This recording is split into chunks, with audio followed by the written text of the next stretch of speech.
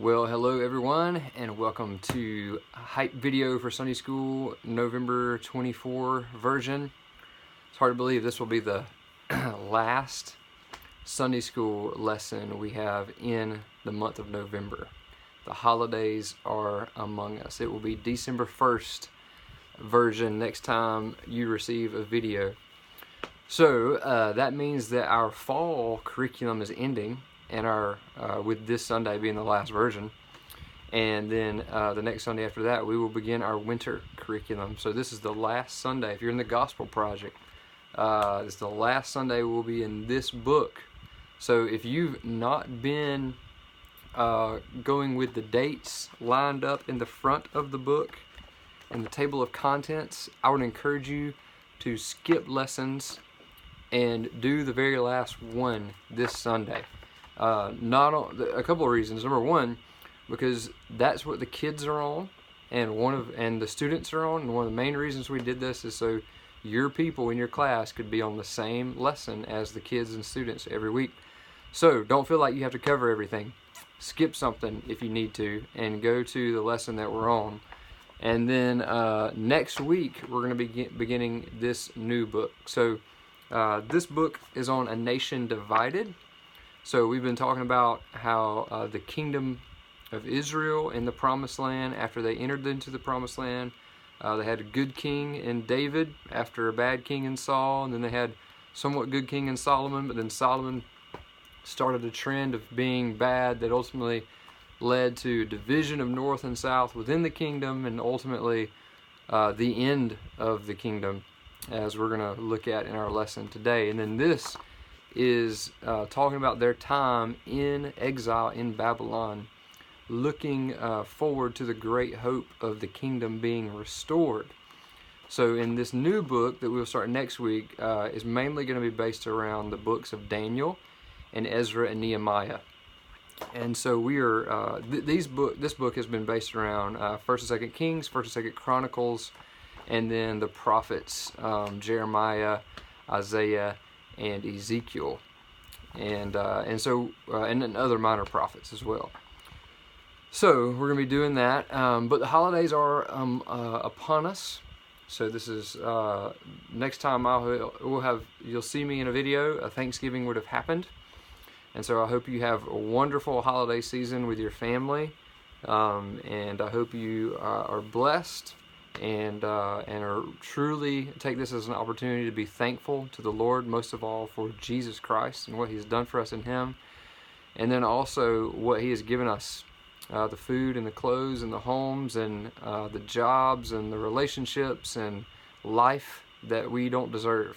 And they say that Thanksgiving is an atheist's worst nightmare, because an atheist sees all these things that he has, but then he doesn't know who he's supposed to be thankful to, and so that should not characterize us. We should be thankful people, recognizing that the good gifts that we have come from God, who made us and gives us life. And so I don't know if you guys are listening to Christmas music yet. I don't know if you put up a Christmas tree yet. Every year that gets earlier and earlier. I don't know if y'all are some of those hardcore people of not till after Thanksgiving. Some of you may have had your tree up already for a month. I don't know. Whatever the case may be, the holidays are among us, and so I would just invite you just to slow down this holiday season, enjoy it, realize that life is fleeting. We don't have many of these left, regardless of how young or old we are. Life is short, and we need to enjoy them. And love our families well, serve them well, be thankful together, and not get so caught up in the hustle and bustle that we don't worship our Lord through them, and we don't love each other well through them. So I just want to encourage you to do that, and then also find ways to invite people to church during the holiday season. There's a sensitivity that is there in a lot of people that isn't there the rest of the year. Invite people into your home. Use it as a means of ministry. Provide a table for people to have food. Food always breaks people down and allows them to be a little bit more vulnerable. So invite people over for dinner. that hopefully can lead to relationships, that can lead to gospel conversations, that can lead to people following Christ and joining our church. So I would encourage you to do that. And then remember that with the beginning of Advent next week, Advent means arrival.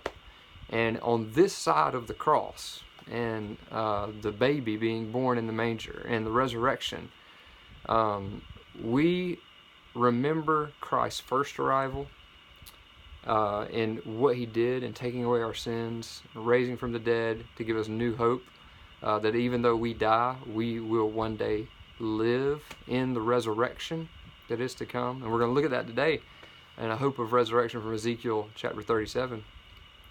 But then it also means we look forward to another arrival, that this is not the end. Jesus will come again. And so in the Advent, we look back and we look forward, longing for Jesus to come and not take away our sin. He's already done that.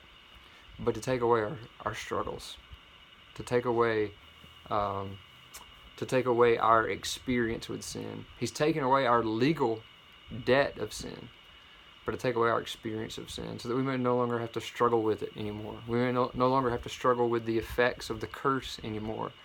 And so we remember, when you begin Advent, there needs to be a celebration that Jesus came as a baby and has come and died on the cross for our sins, but then also a longing for him to come again, and recognizing that there's still a lot that needs to be done, and telling people about him now in this time, but then longing for him to come back, so that we no longer have to experience the struggles and the heartaches and the pain that we have to navigate through in this life. So that being the case, I would invite you to think Christianly about the season, to worship God, to love your neighbor, and to enjoy it.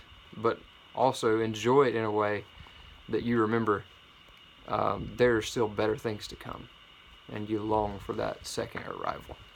So with that being the case, we're going to be in our last session, Ezekiel 37, in the Gospel Project, God Pictures a Future Hope. So we've looked at the kingdom being divided. We've looked at